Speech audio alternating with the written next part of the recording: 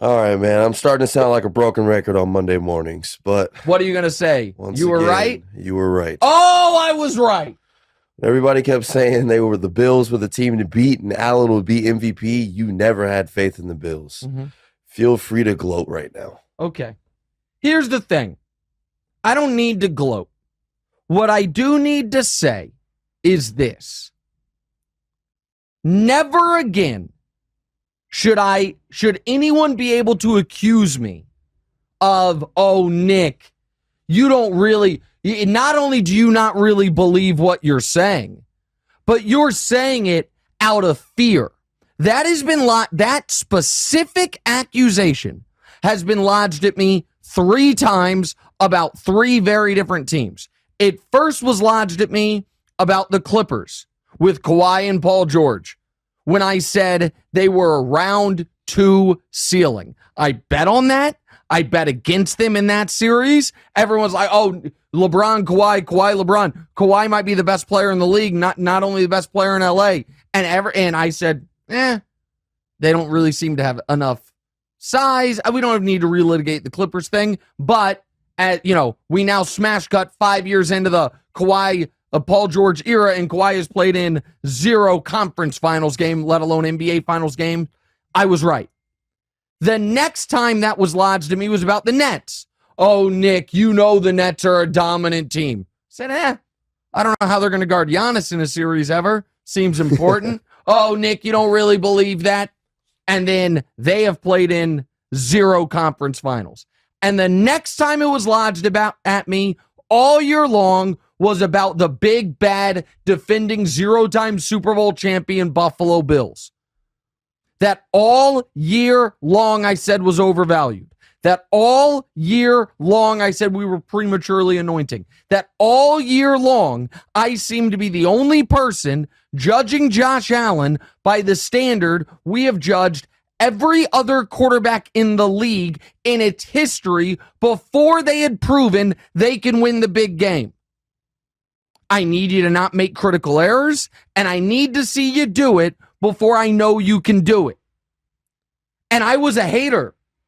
I was trolling. I was giving out hot takes that I didn't actually believe. And then what did we just see? We just saw the Buffalo Bills melt down. Scott Kazmar had an amazing stat. All year long, the Bills had 5 drives where they trailed by double digits. And they all took place in the same game, a game they won against the Baltimore Ravens, the game they're down 20-3 in. There was all year long, there was 1 game, and it was 5 total drives where they weren't either leading or within a score. And then in their biggest game of their season, the game to give them the opportunity to get redemption for the such a historic choke job of last year's divisional round that the NFL changed the rules for them, and they were going to get it in perfect conditions in a dome. All they had to do was win a home game. Yep. And they had 7 drives where they trailed by double digits. They weren't in that game. They could have been in the game. 17-7 with the ball, first and goal. And Josh Allen sails the ball over, I don't know if it was Stephon Diggs or Gabe Davis's head, whoever it was, on 3rd and goal, settle for a field goal, and we're off to the races. And this Bills team now is undeniably, unquestionably, inarguably not the best team in the league, not the best team in their own conference, not the second best team in their own conference. What the Buffalo Bills are is in the discussion as the 3rd best team in their own conference. What Josh Allen is nothing more and nothing less than in the discussion for the 3rd best quarterback in his own conference. That's it. Conference. Well, I would love to hear someone make the credible argument that one could make for Allen over Mahomes or Allen over Burrow. Spoiler alert, it doesn't exist. It does not exist. Josh Allen has now played 8 career playoff games. He was historically great in 2 of them. One of those he ended up losing, not his fault. That was the Chiefs game last year. He was very good in another one. That was the game against the Colts in 2020. He was okay in 1 more, and he was downright bad in 4 of them.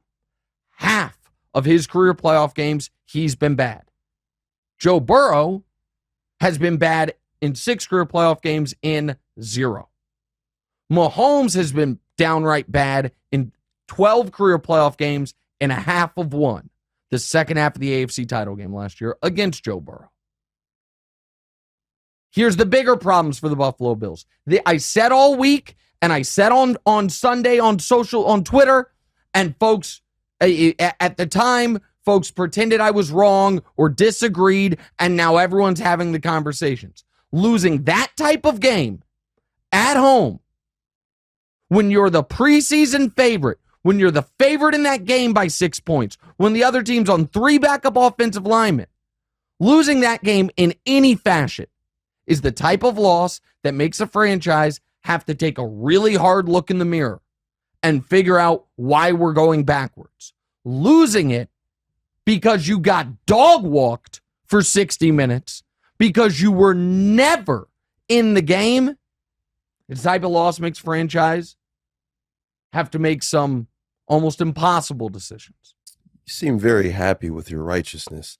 Don't you think there's a little chance you should have been rooting for Buffalo, being that the Chiefs can't beat Cincinnati? Okay, well, so we'll talk about that later.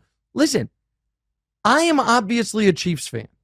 Right. But I do not view the entire prism of the NFL through the lens of what's best for my team. And here is why you won't hear Bengals slander from me. Because the Bills stuff was never slander. It was truth-telling. If the Bengals come into Arrowhead and win again, they will have earned it. They will have accomplished the things people pretended Buffalo did. You tip your cap to them. Am I concerned? Of course I'm concerned. Am I even more concerned because Mahomes' leg seems really messed up? Yeah. Could the Bengals win that game? You bet your ass they could win that game. Have you looked at the lines? What, Chiefs Bengals. What do you think the line is? Oh, shoot.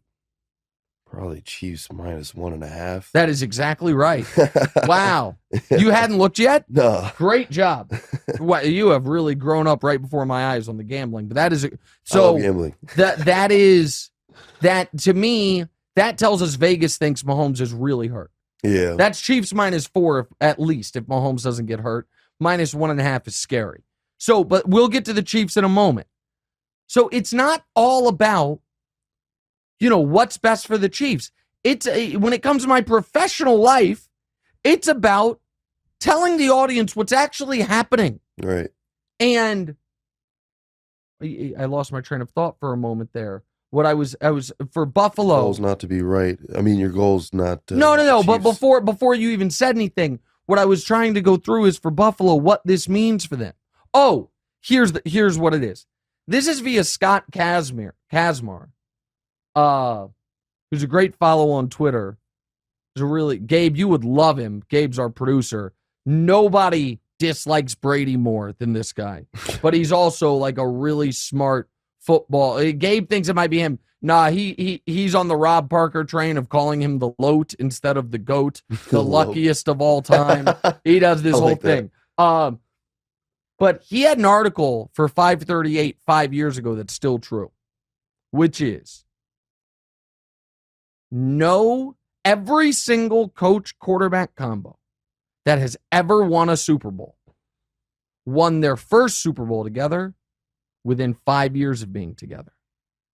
So there has never been a quarterback and coach that have been together for more than 5 years that ended up ever winning a Super Bowl if they didn't at least win their first one within those first 5 years. He pointed this out. Credit to him. I wouldn't have known this. There were 2 this year, coach-quarterback combos that had been together 5+ years, that this was year 5, and they hadn't won a Super Bowl yet. Those two were John Harbaugh and Lamar. Looks like we're headed for divorce. And Sean McDermott and Josh Allen. Now, we're not headed for divorce there, but how do they cross this massive delta they clearly need to cross? Because here's the other thing that was missed in all of the commentary last year, or this year about last year. People acted like the Chiefs-Bills game was the Super Bowl because it was between the two teams everyone thought were the best, and because it was a classic. And you call that a coin flip game, fine. The Chiefs got lucky, I disagree, but fine. Everyone has just acted like if the Bills won that game, they'd have won the Super Bowl. Here's the problem with that. The Bills lost to a team that the very next round then lost to Cincinnati, and then Cincinnati in the very next round lost to the Rams. So last year, they weren't good enough to beat the team that ended up being the league's bronze medalist. And this year, if we needed more evidence that maybe even if the Bills had won that game last year against Kansas City, that Cincinnati could have then the next weekend gone to Buffalo and whooped their ass, the only piece of evidence I need to present you is this week's game. They're not close. And it was galling to me the way the media would not be consistent in their analysis of this team. You don't get to say, and they tried to pull the same shit with Mahomes all year in a different way. You don't get to say Von Miller put the Bills over the top, have Von Miller be the difference in the win over the Chiefs, have Von Miller be their most consistent guy, and then when Von Miller sadly tears his ACL, pretend that doesn't change the math for this team. But everyone was so pot committed in the Bills being this legendary juggernaut because Josh Allen can throw the ball 75 yards in the air. You know what he needed to be able to do yesterday? Throw the ball 7 yards in the air. On 3rd and 2, not take a deep shot down the sideline to Gabe Davis. Take the first down. As Peyton Manning says, don't go broke taking a profit. And every other, when Mahomes last year had the first slump of his career, having already won an MVP, having already won a Super Bowl MVP, having already been to another Super Bowl, and he started turning the ball over at a rate we had never seen from him before, and briefly was among the league leaders in turnovers, he got roasted for it. Josh Allen finishes this season with 34 combined fumbles and picks. And I'm the one person, like, yeah, it seems like a problem. Well, it was a problem.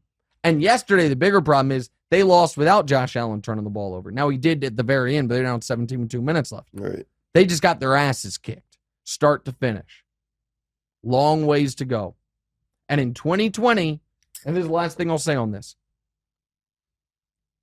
we have seen this story before. This is the other part about this job that I think folks in the job, I wish took more seriously and understood that those of us on national television, and I'm lucky enough to work with a couple guys who take it this seriously and understand the history and know it, which is why our TV show works. But they pay us a ton of money for fake jobs. You have a responsibility to the audience to understand that things aren't always unprecedented and history can tell us a story. In 1998, Damonza, the Minnesota Vikings had one of the greatest teams ever to not make a Super Bowl. They had drafted Randy Moss. Our friend Chris Carter was still there. Randall Cunningham came out of retirement. That team went 15-1 and got unlucky in the conference championship game. Everyone's like, oh, they'll be back. They'll be back. And then the next year, they took a bit of a step backwards, And then the next year, they were back in the conference championship game, and they lost 41-0. Wow. And they never made it back. And then Chris left, and then Randy left, and then the team was turned over to Dante Culpepper, and who, by the way, it had already been turned over in the 2000 season, I believe. No one's ready for this conversation of, is Josh Allen a white Dante Culpepper? Nobody's ready for that conversation, but I might unveil that on television later today. Oh, Damonza, you've got to watch his highlights. You've got to watch. Now, he got his knee blown up, so it derailed his career, but you've got to watch some Culpepper highlights. He's the biggest, strongest guy. He can throw the ball 70 yards, and he's very reckless. Does he remind you of anybody? But you can't go backwards like this. You can't make a conference championship game, get whooped on the road, and be like, okay, say to everyone, we're obsessed with beating the Chiefs. That's what they said after 2020. Build your whole team to beat them. And then the next year, because you're not good enough in the regular season, instead of playing the Chiefs again in the conference championship game, you got to play them in round 2 in their building again, blow that game. The next year, go spend $120 million for 6 years of an aging pass rusher in Von Miller because you need one more piece to put you over the top. Do all that because Josh Allen's contract hasn't kicked in yet. Once again, if this game would have happened, it wouldn't have been in Buffalo, neutral site, but it doesn't matter. But then that year, losing round 2 at home, not even against the Chiefs, and get it blown out. Right. That is a straight trajectory downwards. If only someone could have warned you guys. Hey, thanks for watching. Hit the subscribe button to get more from the show, and make sure to click the bell to get notified every time new content drops. Check out full episodes of What's Right wherever you get your podcasts, or just click the link in the description below.